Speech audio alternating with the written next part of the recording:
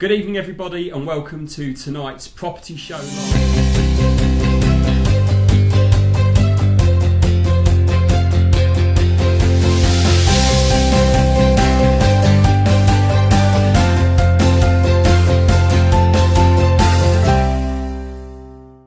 My name's Lewis Thorogood and I'm the Residential Sales Manager here at the Bourne office, and I've been involved in estate agency now for 14 years, of which I've lived in Bourne for 32 years.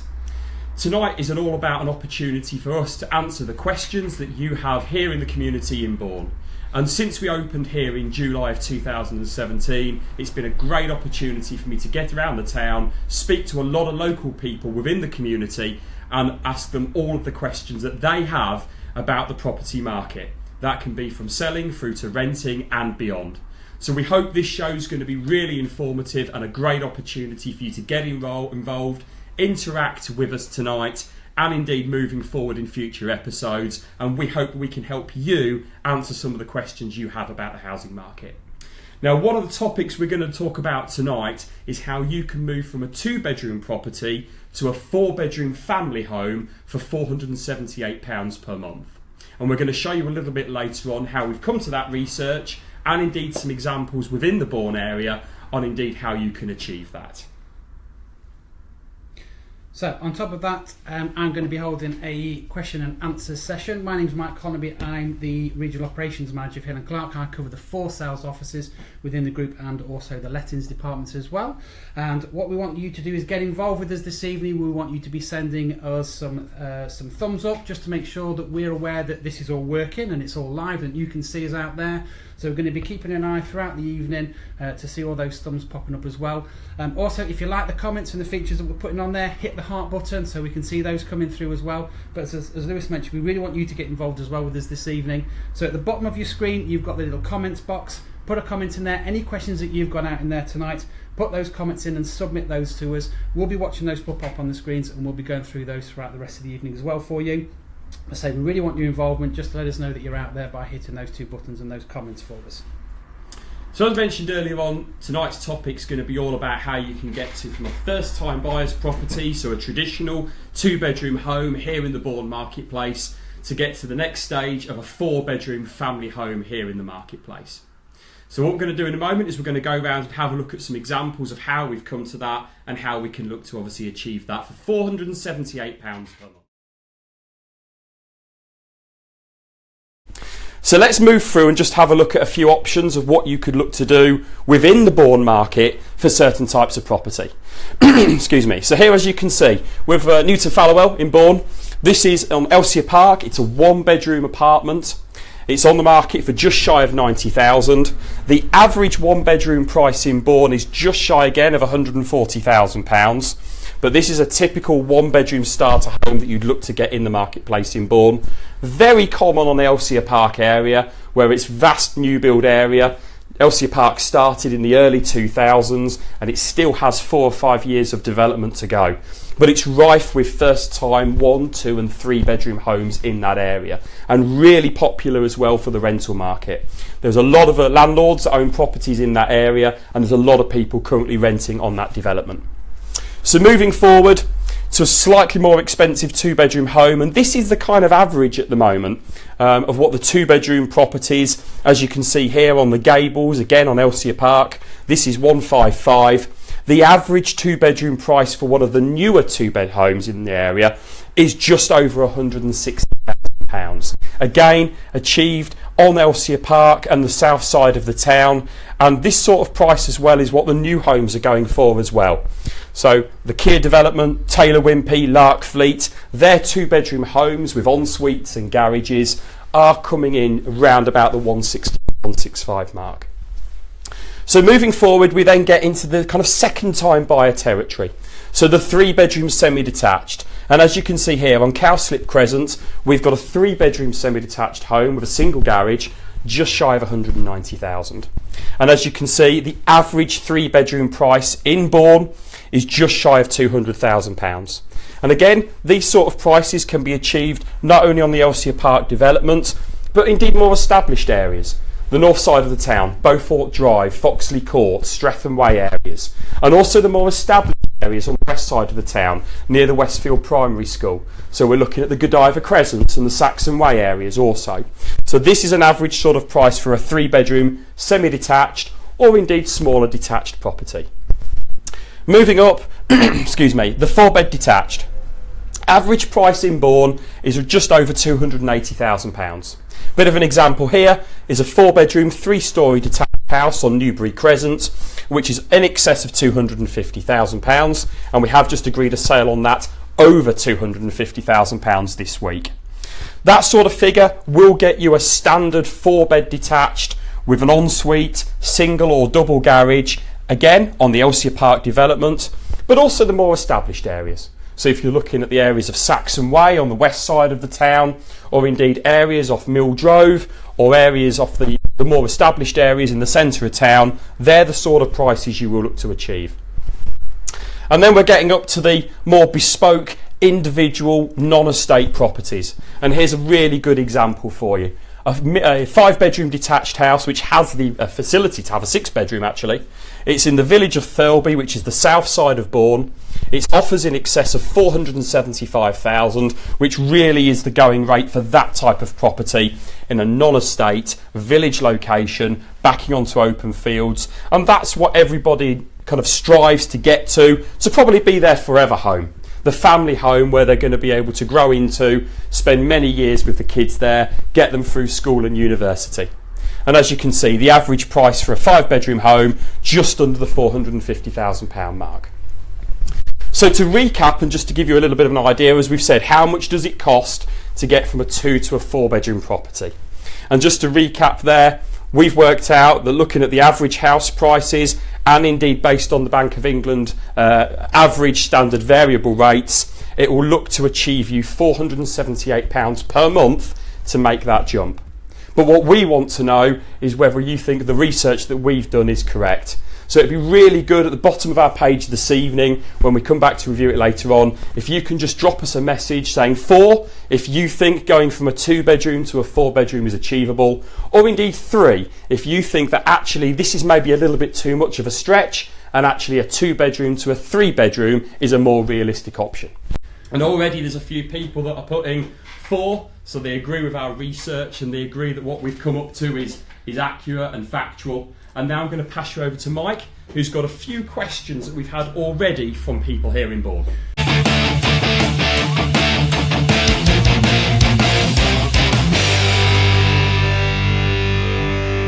Thank you, Lewis. Really good topic there. So thanks ever so much for your concise and really informative information there. Hopefully that's given you, the people of Bourne, a really good insight into the market there for us.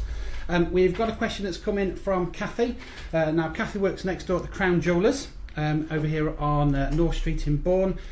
We popped over to see her earlier on this afternoon, and she posed a question to us, and the answer that she's looking for is, how long does it take to sell a house? Really good question. It's one of the questions that our valuers get asked when they go out to a property and vendors are looking to put their house on the market. They want to know roughly how long is it going to take them to sell it, and what sort of expectations are they going to get in order to sell that property. So what we've looked at for you there, Kathy, is we've looked at that the average time across the country, so nationally, is actually 70 days. We've got that information through from the Right Move Price Index. I'm going to put a link onto that post and that feature in the rebroadcast a little bit later on this afternoon and this evening. So again, if you're interested in reading that full report, make sure you click through to that link and you can read the full details there. So nationally, it's 70 days. When we look at our own specific market over in Bourne, the answer is 83 days. As a company at Hill & Clark, where we cover over the 4 offices, our average for Hill & Clark is at 77 days, but here in Bourne, for the Hill & Clark office, we are on average getting them gone in 74 days, so just over the national average, but that again includes the London market and the investment market. So we're already seeing some great results on here, and we're selling on average about 10 days, so just under 2 weeks quicker than most of the other agents in the area as well. We've had a question in from Chris.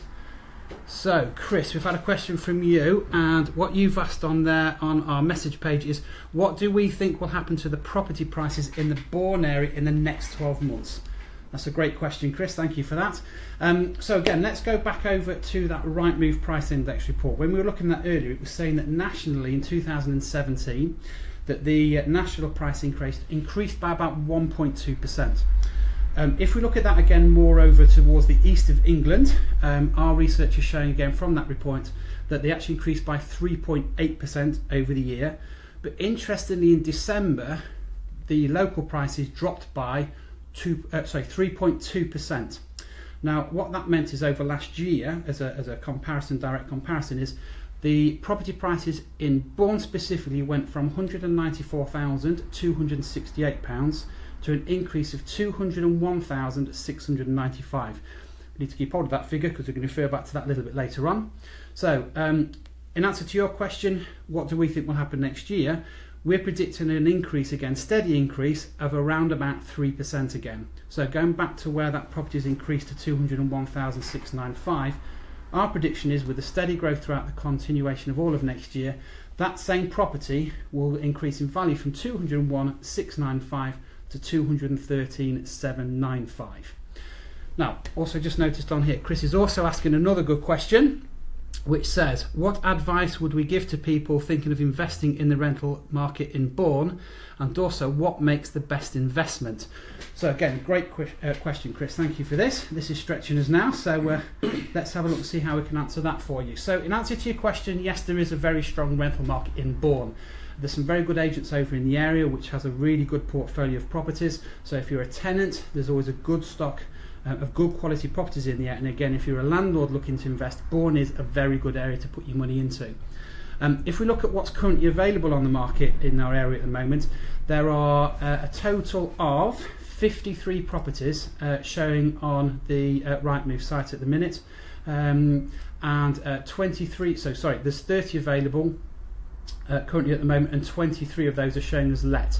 And the average rent is £826. That's a good figure. In order to answer your question, Chris, we need to look at that in two ways. As an investor, you can look to get an investment into your property either by the highest yields you can get or by equity capital growth. So let's break that down for you. So if we look at yield is a way of calculating the return on investment on your buy-to-let investment property. And it's usually done in a simple way by taking out the purchase price, the expenditure of your rent, timesing that by 100 to come to a percentage, and the higher the yield, the better the investment. So I'm going to give you an example. If we go back to an example where you were to look at buying a property for 150,000 and you were to achieve a rent of around £700 for that property, take that over the 12 months, that comes to £8,400. Now take your 150,000, divide that by the 8,400, times it by the 100, and you get a yield of 5.6%. Now, investors across the country, some will think that that's a good figure because in the region, looking at some of our offices, the 5 to 6 to 7% is a good yield. In other areas of the country, you can achieve a much higher figure than that, somewhere in the 8 to 10%. That's normally in the northeast, where again the value of the property can be much lower, but there's that demand for properties, so the rents are still high on that. If you were to look at capital growth, this is the increase in the capital equity in the property over a said period of time, and we would normally advise that an investor looks to get a return on that over a 5-year period. So let's use that example again at 150,000, and we go back to Lewis's example and my example earlier about the housing market and that demand, and that if we were looking at the house price increase next year of about 3%, if we run that over the next 5 years, we can give you some set figures. So £150,000 bought in year one. With a 3% increase, we'll add an extra £4,500 onto that value. So in year two, it comes down to at £154,500. Year two, £4,635 increase. Year three, just shy of £4,800. Year four, just shy of £5,000 on top. So by the time we get to year five, that value has gone from £150,000 to £173,890. So that gives you an equity there of £23,890. What you then do is you take out the capital expenditure at the beginning of £150,000.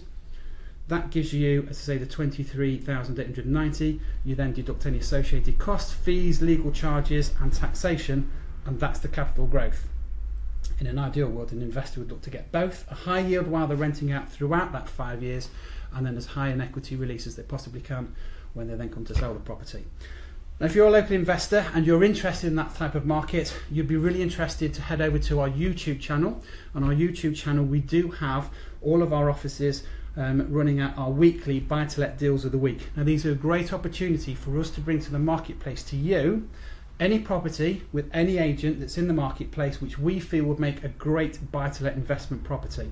Again, after this evening's broadcast, and I'll do a rebroadcast for you, I'll send you some links through so you can see some examples of those properties between the 3 locations that we have rental offices, so you can get a bit of an idea of the property managers and what properties are currently available in today's market.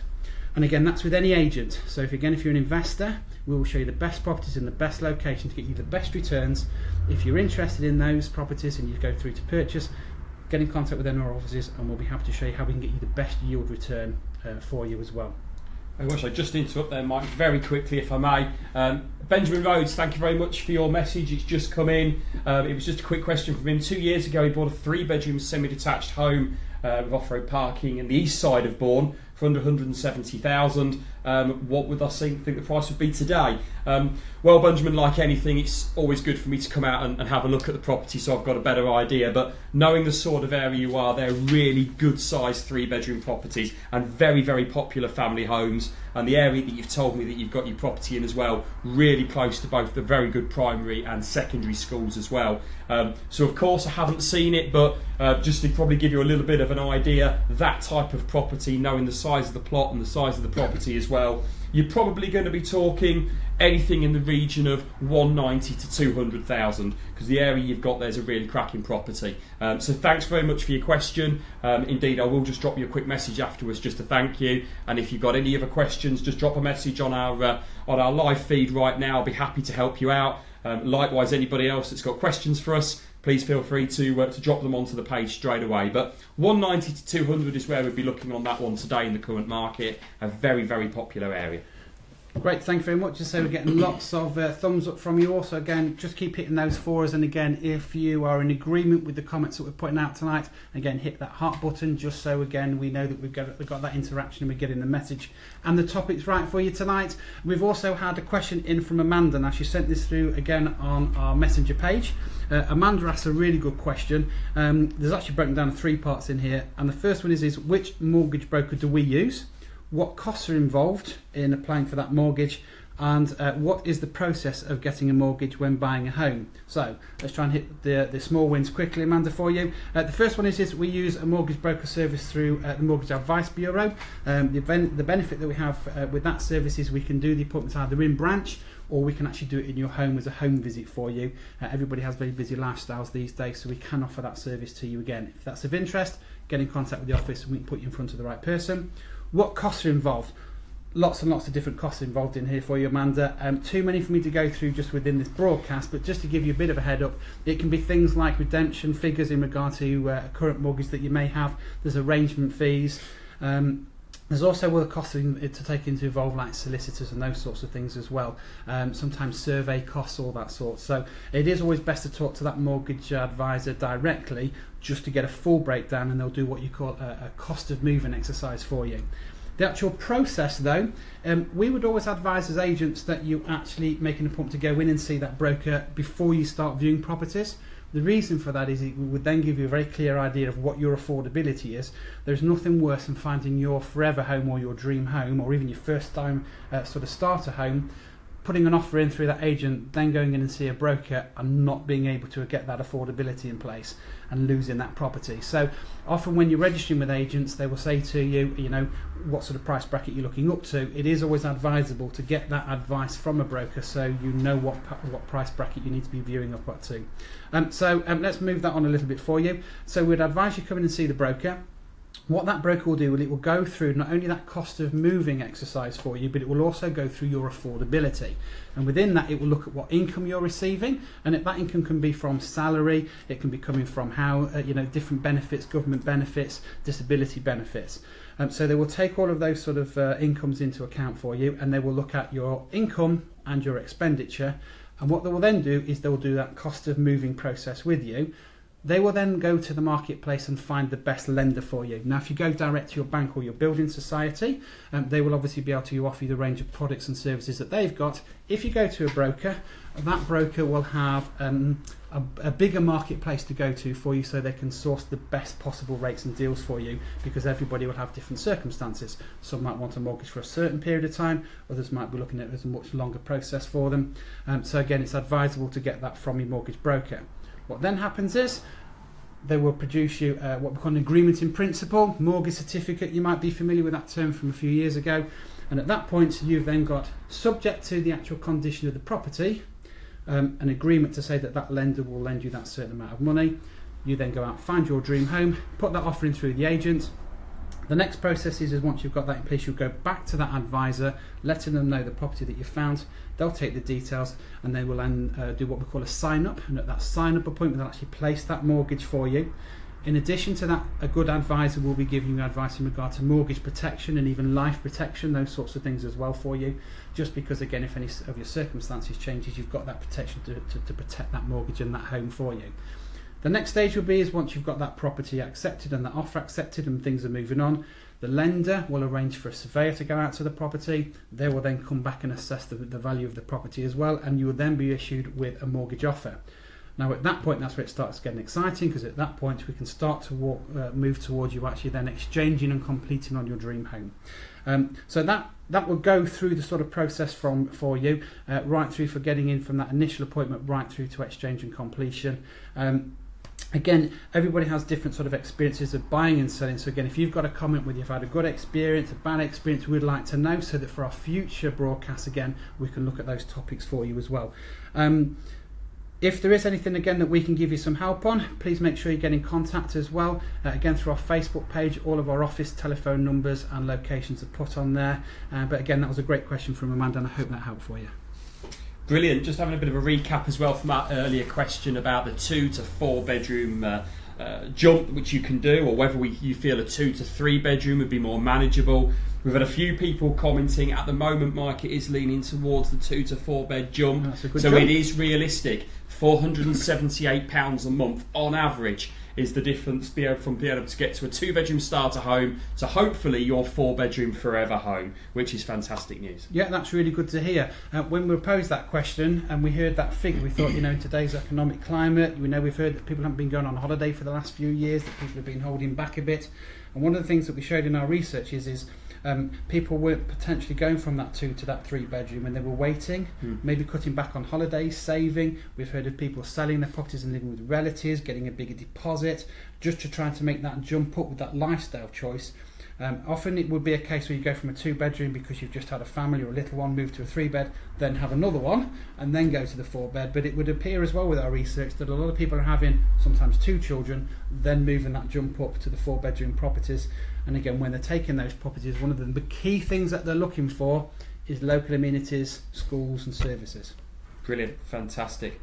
Keep hitting those likes, it's really appreciated. Obviously this is our first broadcast. It's a brilliant opportunity and a brilliant thing that we're doing this evening, and something obviously we want to bring to you regularly here at Hill & Clark, because we want to help you out there in the community. It's about being able to give some of our expertise and knowledge that we've got, and hopefully answering some of those questions that you have, which sometimes you don't necessarily want to come in and talk to us about or pick the phone up and have either. So really thank you to everybody that's liking our live feed this evening so far. We haven't got much left of the programme tonight, but we will be back next week as well.